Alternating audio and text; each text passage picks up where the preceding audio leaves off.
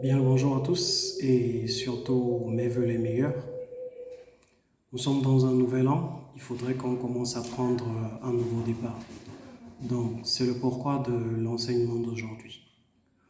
Aujourd'hui, l'enseignement va purement porter sur la connaissance de soi.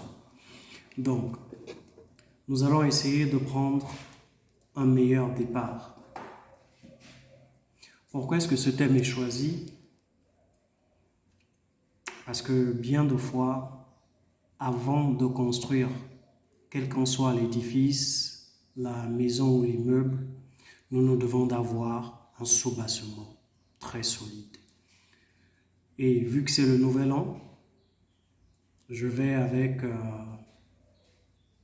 le plus grand amour et la plus grande grâce vous partager cet enseignement. Vous savez, on va souvent à échouer ou à ne pas parvenir dans la vie juste à cause d'un petit détail. Donc aujourd'hui, de par l'inspiration divine qui m'est émanée hier soir de l'être suprême,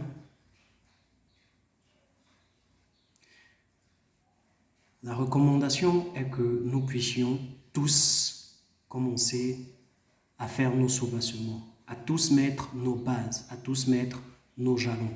Donc aujourd'hui, nous allons commencer par la connaissance de soi. Donc nous devons d'abord commencer à apprendre à nous connaître.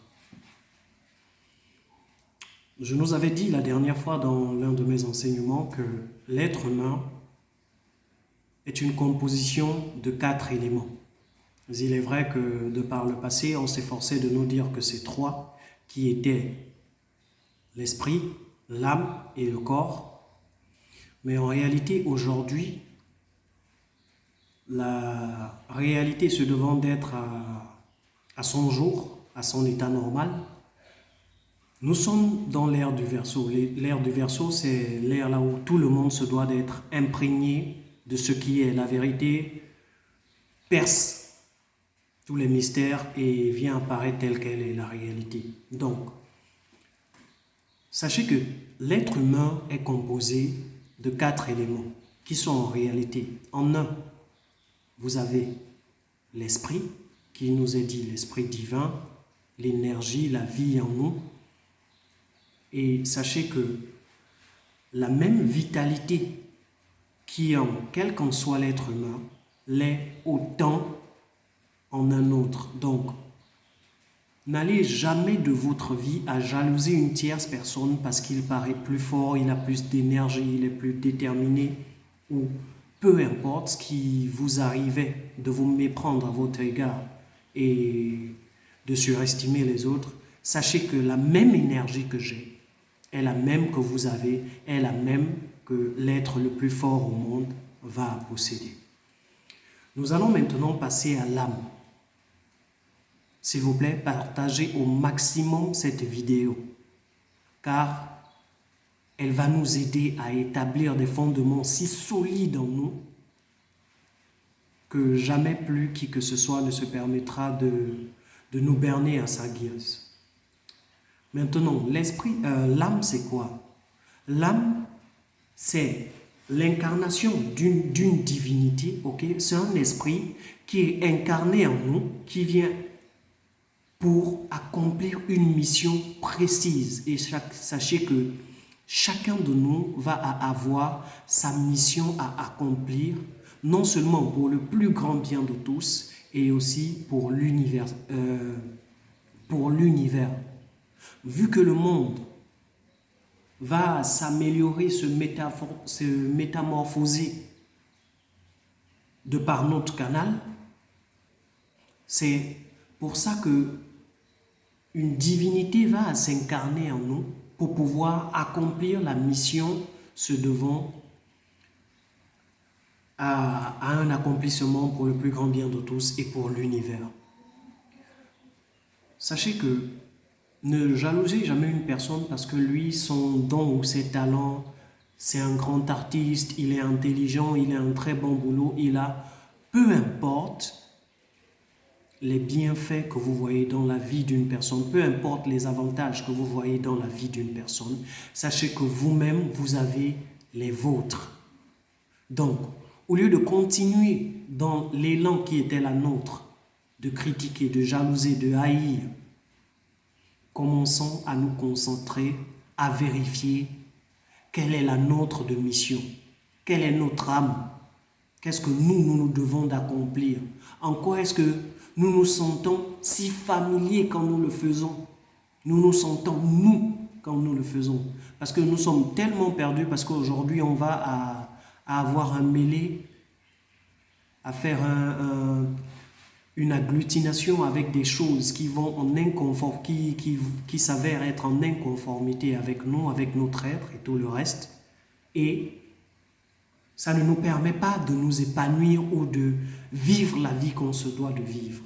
Donc, je vais nous recommander à tous de trouver quelle est votre mission, sinon de trouver quelle est notre mission de vie à chacun de nous.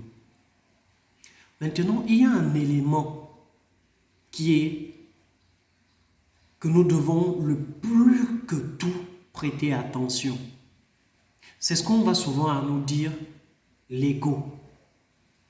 Vous voyez, tant de personnes voient l'ego, au fait, ne connaissent pas quelle est sa réelle partition dans l'être humain. L'esprit, c'est l'énergie, c'est la force, c'est la source, c'est la vie. L'âme, c'est la divinité incarnée en nous, se devant d'accomplir une mission. Maintenant, qui est l'ego? L'ego n'est tout autre chose que le contraire de l'âme. Comme on vous a dit, si jamais il vous arrive d'apprendre les enseignements hermétiques, on va vous dire que ce qui est en haut est comme ce qui est en bas.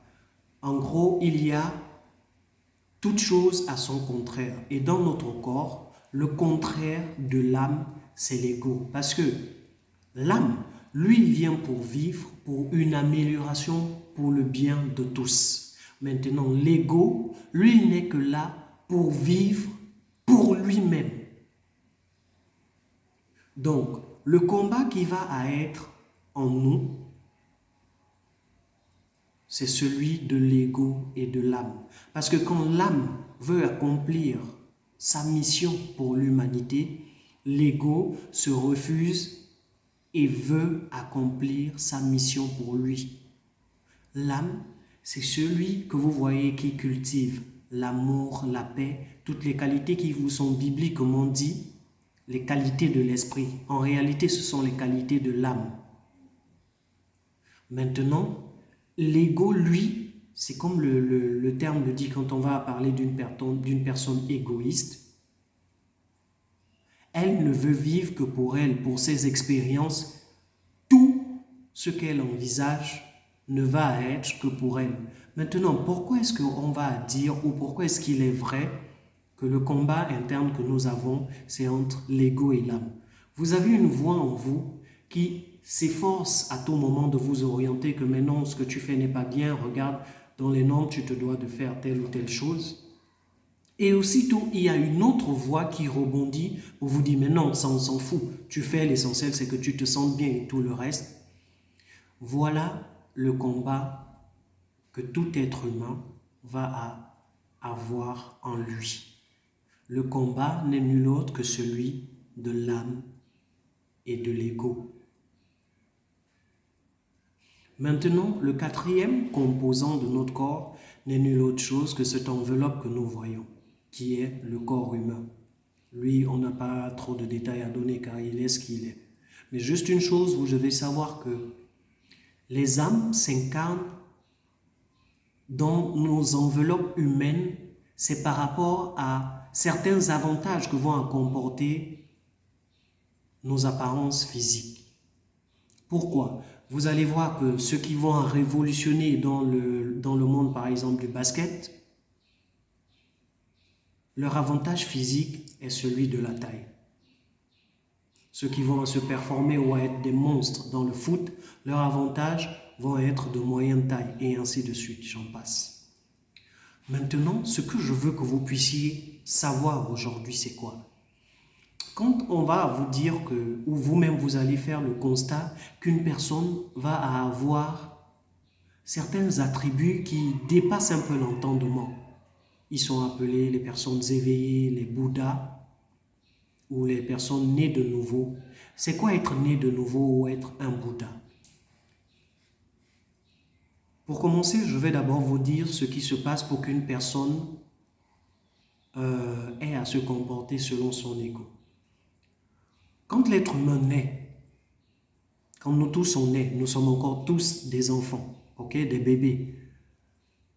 En ce temps-là, notre ego est neutre parce qu'il ne connaît encore rien de la vie. Il apparaît à peine dans cet espace-temps physique et de par le temps, il va se faire ses propres expériences.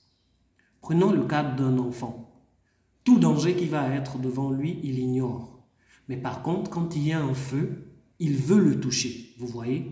Et en allant le toucher, tant qu'on le retient, il n'a encore aucune perspective, sinon aucune décision ou compréhension de ce que c'est que le feu.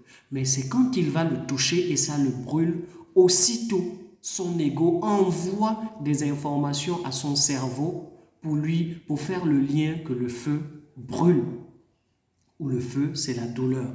À partir de là, l'ego commence à enregistrer un certain nombre de données en lui.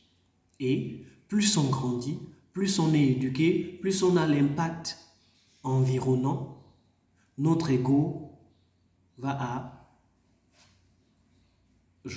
il va à se composer, sinon à croître dans son niveau de connaissance, de préférence, des choses ou des effets qu'il va exécrer, qui veut dire détester. C'est de là que l'ego tire son vécu ou sa vie. Donc, plus une personne grandit, plus son ego s'accroît. Maintenant, à quel moment est-ce que l'on devient une personne éveillée, Bouddha, ou comme disent les autres, illuminée? C'est dès le temps où on va à donner ou encore à vivre selon notre âme. On fait taire l'ego et on laisse notre âme nous diriger. Et vu que l'âme est une divinité, l'âme est une personne spirituelle, ok? En vivant selon lui, nous avons d'autres appréhensions parce qu'on ne se limite pas à l'ego qui, lui, est purement humain. L'ego, c'est l'esprit humain. Vous voyez? Mais dès que vous vivez selon votre âme, vous êtes un illuminé parce que vous puisez directement dans la divinité, dans la spiritualité. Et certaines manifestations vont commencer à devenir vôtres parce que les toutes autres réalités que vous vivez sont hors du commun. Vous puisez dans la spiritualité et vous impactez le physique avec. Donc, que dans ce nouvel an, je ne veux plus entendre certaines personnes se morfondre qui sont pauvres ou ils sont démunis ou quoi que ce soit. Je vais vous donner une clé que vous ne devrez jamais, au plus grand jamais, perdre. Tous autant que nous sommes, l'esprit, la vie que vous écoutez, nous avons en nous. Quand on vous dit vous êtes des dieux ou nous sommes des dieux, c'est parce qu'en réalité, nous le sommes, nous sommes des dieux. Vous comprenez? Et le Dieu vit en nous. Mais quitte à nous maintenant de recourir à ce Dieu qui est en nous pour obtenir tout ce que nous voulons ou de continuer à nous minimiser en nous limitant à croire que nous sommes ce simple ego. Pourquoi est-ce que nous sommes des dieux? Parce qu'en nous, la même énergie qui est à l'origine de la création du monde entier est la même qui est en nous. Ça, c'est en un. En deux, L'âme que nous avons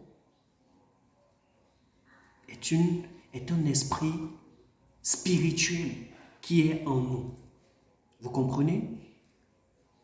Troisième moment, vous avez votre ego, qui est votre esprit humain, qui est toujours en vous. Ok?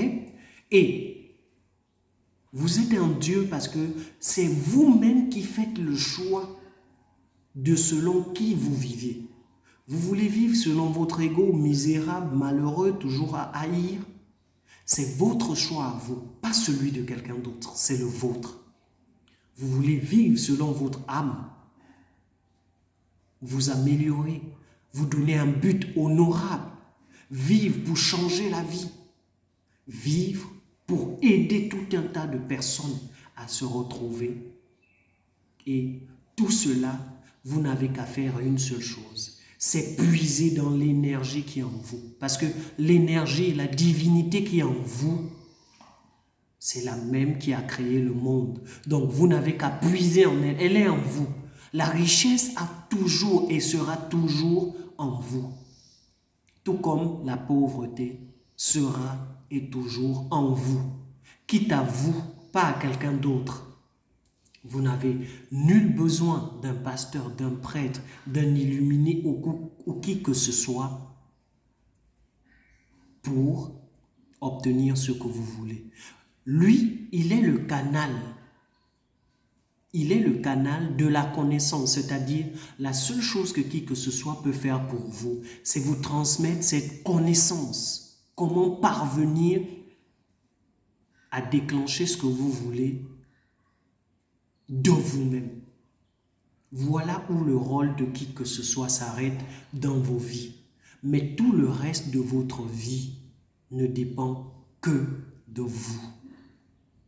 Mes frères, mes sœurs, je vous parle aujourd'hui avec le plus grand amour qui vient de la source. Il m'a tellement touché qu'il m'a demandé de vous partager ce message. Vous n'avez, je répète, vous n'avez nullement besoin de qui que ce soit pour qu'il fasse une prière, qu'il fasse quoi que ce soit pour vous. Vous avez juste besoin de la connaissance, du savoir comment parvenir à le faire vous-même.